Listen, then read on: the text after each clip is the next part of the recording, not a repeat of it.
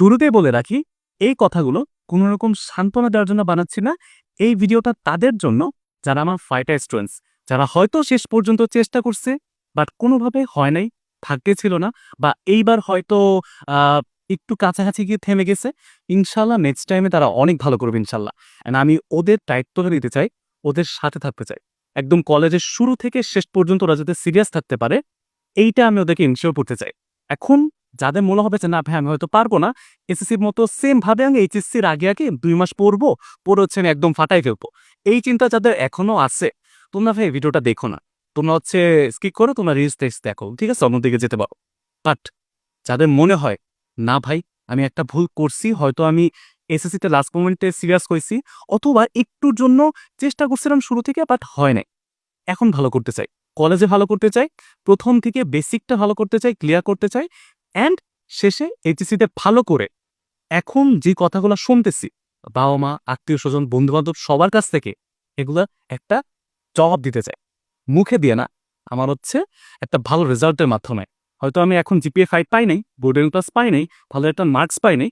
আমি তখন দেখাতে চাই স্কুলে না পারছি তো কি হইছে? কলেজে তো পারছি। অ্যান্ড একটা ভালো ইউনিভার্সিটিতে চান্স পাইতে চাই। ঢাকা ইউনিভার্সিটি হোক, বুয়েট হোক, ঢাকা মেডিকেল হোক। ভাইয়া আমি তোমাদেরকে ইনশিওর করতেছি, এই রেঞ্জের রেজাল্ট নিয়েও ঢাকা ইউনিভার্সিটিতে টপ সাবজেক্টে পড়তেছে আর তোমরা পারবা। কিন্তু দরকার কি? শুরু থেকে সিরিয়াসনেসটা, জেদ থাকা লাগবে। অর্থাৎ তুমি যদি মনে করো না ভাই আমাকে দিয়ে হবে না, এরা বলছে ভাই যে কিছু পারো নাই, কিছু পারো না। তোমাকে দিয়ে হবে না, আমি খারাপ স্টুডেন্ট। জিপিএ 5 পাও না এই যুগে এসে। এসব কথা শুনে যারা হচ্ছে দমে গেছো বা যারা বিশ্বাস করে নিয়েছো যে তোমাদের দিয়ে হবে না, তোমরা ভাই ওই যে ঘরের একটা কোণ আছে, কোণার মধ্যে বসে মন খারাপ করে থাকো, সমস্যা নেই।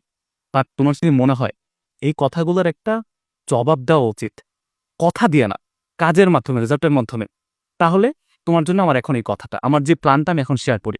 দেখো ভাইয়া 4 পয়েন্ট থেকে 4.99, হ্যাঁ, এই পর্যন্ত এই রেঞ্জের মধ্যে অর্থাৎ জিপিএ 5 এর কাছাকাছি বা এর আগের যে পয়েন্টটা যারা পাইছো, হ্যাঁ, যারা সায়েন্সের আছো এবং তোমাদের জন্যই মূলত এই প্ল্যানটা।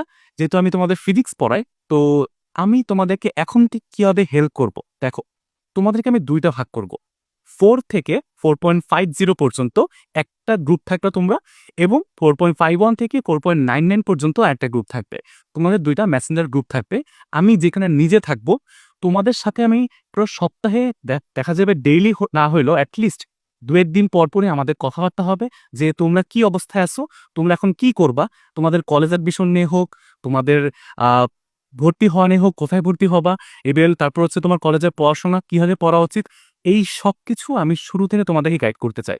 অ্যান্ড যারা মনে করতেছো যে না ভাইয়া আমি হচ্ছে অত বেশি সিরিয়াস থাকতে পারবো না, তোমরা আগেই বা তোমরা ভাইয়া এখানে আর কোনো কিছু আর বইলো না, ঠিক আছে?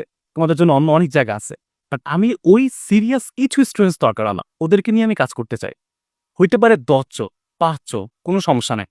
বাট তোমার রেজাল্ট আমাকে একটু কমেন্ট বক্সে জানাবা। আমি তোমাদের রেজাল্ট অনুযায়ী আমার ওই গ্রুপে এড করব। এখন বলতে পারো ভাইয়া 4.5 থেকে 4.99 যেটা বললেন, ওই গ্রুপে কি আপনি বেশি ভালো কিছু বলবেন? না ভাইয়া। ২ টা আমি ২ টা ক্যাটেগরি ভাগ করছি যে আমি কোথায় কোনভাবে বললে তোমাদের জন্য সুবিধা হবে, কোনটা তোমাদের কাছে সহজ লাগবে। আল্টিমেট গোল আমাদের একটাই, একটা বেস্ট রেজাল্ট করা এইচএসসি অ্যান্ড অ্যাডমিশনে।